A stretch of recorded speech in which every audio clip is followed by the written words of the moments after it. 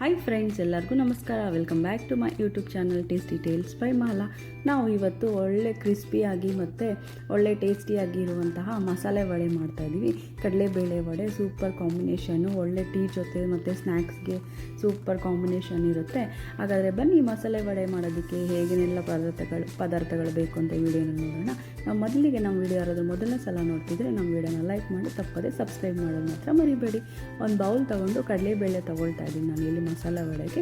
ಒಂದು 100 ಗ್ರಾಮ್ಸ್ ಇರುತ್ತೆ ಕಡಲೆಬೇಳೆ ತೊಗೊಂಡು ಇದನ್ನು ಇವಾಗ ಚೆನ್ನಾಗಿ ವಾಶ್ ಮಾಡಿ ಒಂದು 3 ರಿಂದ 4 ಗಂಟೆ ಕಾಲ ಚೆನ್ನಾಗಿ ನೆನೆಸಿ ಇಟ್ಕೊಳ್ಳಿ. ಇದು ನೆನೆಸೋದ್ರಿಂದ ತುಂಬ ಚೆನ್ನಾಗಿ ಮತ್ತು ಡಬಲ್ ಸೈಜ್ ಬರುತ್ತೆ ಮತ್ತು ತುಂಬ ಸಾಫ್ಟಾಗಿ ಇರೋದ್ರಿಂದ ನಮಗೆ ಕಡಲೆಬೇಳೆನ ತುಂಬ ನೀಟಾಗಿ ಗ್ರೈಂಡ್ ಮಾಡ್ಕೋಬೋದು. ಅದಕ್ಕಾಗಿ ನೆನೆಸಬೇಕು, ನೆನೆಸಿಲ್ಲ ಅಂದರೆ ನೀಟಾಗಿ ಬರೋದಿಲ್ಲ. ಸೊ ನಾವು 3 ರಿಂದ 4 ಅವರ್ ಚೆನ್ನಾಗಿ ನೆನೆಸ್ಕೊಳ್ತಾ ಇದ್ದೀನಿ. ನೋಡಿ, ಒಂದು 4 ಅವರ್ ಆದಮೇಲೆ ನೋಡಿ ಫುಲ್ ಡಬಲ್ ಆಗಿದೆ. ನೋಡಿ ಚೆನ್ನಾಗಿ ಬೇಳೆ ಎಲ್ಲ ಮುಟ್ಟಿದ ತಕ್ಷಣ ಸಾಫ್ಟ್ ಆಗಿಬಿಟ್ಟಿದ್ದಿಲ್ಲ, ಈ ಥರ ಬರಬೇಕು. ಇವಾಗ ಈ ನೀರನ್ನೆಲ್ಲ ತೆಗೆದುಬಿಟ್ಟು ಫುಲ್ ಒಂಚೂರು ನೀರಿಲ್ದಿರ ಎಲ್ಲ ನೀಟಾಗಿ ಸೋದಿಸ್ಬಿಟ್ಟು ಇವಾಗ ಒಂದು ಮಿಕ್ಸಿ ಜಾರಿಗೆ ತೊಗೊಂಡು ಆ ಬೇಳೆನ ಸೇರಿಸ್ಕೊಳ್ತಾ ಇದ್ದೀನಿ. ನಾನು ಸ್ವಲ್ಪನೇ ಬೇಳೆನ ಹಾಕ್ಕೊಂಡು ನಾನು ಗ್ರೈಂಡ್ ಹಾಕ್ಕೊಳ್ತಾ ಇದ್ದೀನಿ. ನೀವು ಬೇಕಾದ್ರೆ ಹಾಕ್ಕೊಳ್ಳಿ, ಜಾಸ್ತಿ ಹಾಕ್ಕೋಬೇಡಿ. ನಾನು ಮುಕ್ಕಾಲು ಮಾತ್ರ ಹಾಕ್ಕೊಳ್ಳಿ, ಇಲ್ಲಾಂದರೆ ಅರ್ಧ ಹಾಕ್ಕೊಂಡ್ರು ಒಳ್ಳೆಯದು. ನೋಡಿ ಹಾಕ್ಕೊಂಡು ಅದಕ್ಕೆ ಒಂದು ಸ್ವಲ್ಪ ಶುಂಠಿನ ಸೇರಿಸ್ಕೊಳ್ತಾ ಇದ್ದೀನಿ ಮತ್ತು ಒಂದು ಸ್ವಲ್ಪ ಹಸಿ ಮೆಣಸಿನ್ಕಾಯಿನೂ ಹಾಕ್ಕೊಳ್ತಾ ಇದ್ದೀನಿ ಚಿಕ್ಕದಾಗೆ ಕಟ್ ಮಾಡಿಕೊಂಡು. ನೀವು ಬೇಕಾದರೆ ಒಣಮೆಣ್ಸಿನ್ಕಾಯಿ ಹಾಕ್ಕೊಳ್ಳೋದಾದರೆ ನೆನೆಸ್ಬಿಟ್ಟು ಒಣಮೆಣ್ಸಿನ್ಕಾಯಿ ಕೂಡ ಸೇರಿಸ್ಕೋಬೋದು.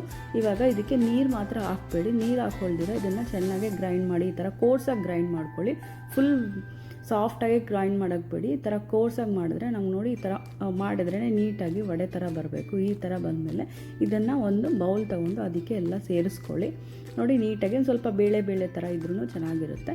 ಸೊ ಎಲ್ಲನೂ ಒಂದು ಬೌಲಿಗೆ ಸೇರಿಸ್ಕೊಂಡು ಇವಾಗ ಇದಕ್ಕೆ ನಾವು ಒಂದು ಈರುಳ್ಳಿನ ಚಿಕ್ಕದಾಗಿ ಕಟ್ ಮಾಡಿ ಹಾಕ್ಕೊಳ್ತಾ ಇದ್ದೀನಿ. ಒಂದು ಈರುಳ್ಳಿ ಸೇರಿಸ್ಕೊಂಡಿದ್ದೀನಿ, ಒಂದು ಸ್ವಲ್ಪ ಕೊತ್ತಂಬರಿ ಸೊಪ್ಪು, ಒಂದು ಸ್ವಲ್ಪ ಕರಿಬೇವು ಸೊಪ್ಪು ಮತ್ತು ಒಂದು ಸ್ವಲ್ಪ ಸಬ್ಸಿಗೆ ಸೊಪ್ಪನ್ನು ಹಾಕ್ಕೊಳ್ತಾ ಇದ್ದೀನಿ. ಇದು ಹಾಕೋದ್ರಿಂದ ಒಳ್ಳೆ ಫ್ಲೇವರ್ ಕೊಡುತ್ತೆ, ತಪ್ಪದೇ ಹಾಕ್ಕೊಳ್ಳಿ. ಮತ್ತು ಒಂದು ರುಚಿಗೆ ತಕ್ಕಷ್ಟು ಸಾಲ್ಟ್ ಹಾಕ್ಕೊಂಡಿದ್ದೀನಿ. ಎಲ್ಲನೂ ಹಾಕ್ಕೊಂಡು ಒಂದು ಸರಿ ಚೆನ್ನಾಗಿ ಮಿಕ್ಸ್ ಮಾಡ್ಕೊಳ್ಳಿ. ನಾನು ಇವಾಗ ಯಾವುದರಲ್ಲಿ ಚಿಲ್ಲಿ ಪೌಡ್ರ್ ಏನು ಹಾಕ್ಕೊಳ್ತಾ ಇಲ್ಲ, ನಾನು ಮೆಣಸಿನ್ಕಾಯಿ ಹಾಕ್ತಿದ್ದೀನಲ್ವ ಅದಕ್ಕೆ ಹಾಕ್ಕೊಂಡಿಲ್ಲ. ನೀವು ಇವಾಗ ಎಲ್ಲನೂ ನೋಡಿ, ನಮಗೆ ಈರುಳ್ಳಿಯಲ್ಲಿ ಸ್ವಲ್ಪ ವಾಟರ್ ಕಂಟೆಂಟ್ ಇರುತ್ತೆ, ಅದಕ್ಕೆ ಕ್ವೀಸ್ ಮಾಡ್ಕೊಂಡು ಗಟ್ಟಿಯಾಗಿ ಚೆನ್ನಾಗಿ ಹಾಕ್ಕೊಳ್ಳಿ. ಯಾವುದೇ ನೀರನ್ನ ಸೇರಿಸ್ಕೊಂಡಿಲ್ಲ ನಾನಿಲ್ಲಿ.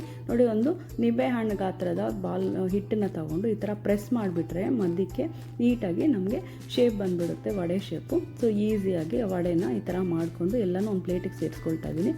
ಎಣ್ಣೆಗೆ ಒಂದಾದ್ಮೇಲೆ ಒಂದು ಹಾಕ್ಕೊಂಡಿದ ತಕ್ಷಣ ಮಾಡ್ಕೋಬೋದು, ಇಲ್ಲಾಂದರೆ ಒಂದೊಂದು ಸಾರಿ 5 ಮಾಡಿಕೊಂಡು ಎಣ್ಣೆ ಬಿಸಿ ಆಗ್ತಾ ಇರುತ್ತಲ್ಲ ಅದಕ್ಕೆ ನೀಟಾಗಿ ಒಂದೊಂದೇ ವಡೆನ ಸೇರಿಸ್ಕೊಳ್ಳೋಣ. ಹಾಕಿದ ತಕ್ಷಣ ತಿರುಗಿಸ್ಬಿಡ್ಬೇಡಿ. ಒಂದು 2 ನಿಮಿಷ ಆದಮೇಲೆ ನೋಡಿ ಎಣ್ಣೆಯಲ್ಲಿ ಚೆನ್ನಾಗಿ ಈ ಥರ ಆ ಕಡೆಯಿಂದ ಈ ಕಡೆಗೆ ತಿರುಗಿಸ್ಕೊಳ್ಳಿ. ನೋಡಿ, ಮೀಡಿಯಮ್ ಟು ಲೋ ಫ್ಲೇಮಲ್ಲಿ ಮಾಡ್ಕೊಳ್ಳಿ. ಯಾಕಂದರೆ ಹೈ ಫ್ಲೇಮ್ ಇಟ್ಬಿಟ್ರೆ ಹೊರಗಡೆ ಕಲರ್ ಬಂದುಬಿಡುತ್ತೆ, ಒಳಗಡೆ ಸರಿಯಾಗಿ ಬೆಂದಿರೋದಿಲ್ಲ. ಅದಕ್ಕಾಗಿ ನೀಟಾಗಿ ಎಲ್ಲನೂ ಒಂದೊಂದಾಗಿ ಸೇರಿಸ್ಕೊಂಡು ಆ ಕಡೆ ಈ ಕಡೆ ತಿರುಗಿಸ್ಕೊಳ್ತಾ ಇರಿ. ಚೆನ್ನಾಗಿ ಈ ಥರ ಕಲರ್ ಎಲ್ಲ ಚೇಂಜ್ ಆಗ್ತಾಯಿದೆ ನೋಡಿ, ಗೋಲ್ಡನ್ ಮತ್ತು ಕ್ರಿಸ್ಪಿಯಾಗಿ ಬರುತ್ತೆ. ಇದಕ್ಕೊಂದು ಸ್ವಲ್ಪ ಟೈಮ್ ಬೇಕಾಗುತ್ತೆ. ಸ್ವಲ್ಪ ನಿಧಾನವಾಗಿ ಆ ಕಡೆ ಈ ಕಡೆ ತಿರುಗಿಸ್ಕೊಂಡು ಚೆನ್ನಾಗಿ ಗೋಲ್ಡನ್ ಕಲರ್ ಬಂದಮೇಲೆ ಈಗ ಇದನ್ನೆಲ್ಲ ಎಣ್ಣೆ ಎಲ್ಲ ತೆಗೆದುಬಿಟ್ಟು ಎಲ್ಲನೂ ಒಂದು ಪ್ಲೇಟಿಗೆ ಹಾಕ್ಕೊಳ್ಳಿ. ಆ ಪ್ಲೇಟಿಗೆ ಹಾಕ್ಕೊಂಡು ಟೀ ಜೊತೆ ಆಗಲಿ ಮತ್ತು ಒಳ್ಳೆ ಸ್ನ್ಯಾಕ್ಸ್ ತಿನ್ನಬೇಕು ಅಂದಾಗಲಿ ಮತ್ತು ಏನಾದರೂ ಸ್ಪೈಸಿಯಾಗಿ ಮನೇಲಿ ಮಾಡ್ಕೋಬೇಕು ಅಂದಾಗಲಿ ಈ ಥರ ಮಾಡ್ಕೊಂಡು ನೋಡಿ, ತುಂಬ ಚೆನ್ನಾಗಿರುತ್ತೆ.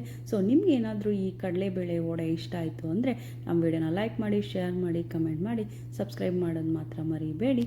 Thanks for watching.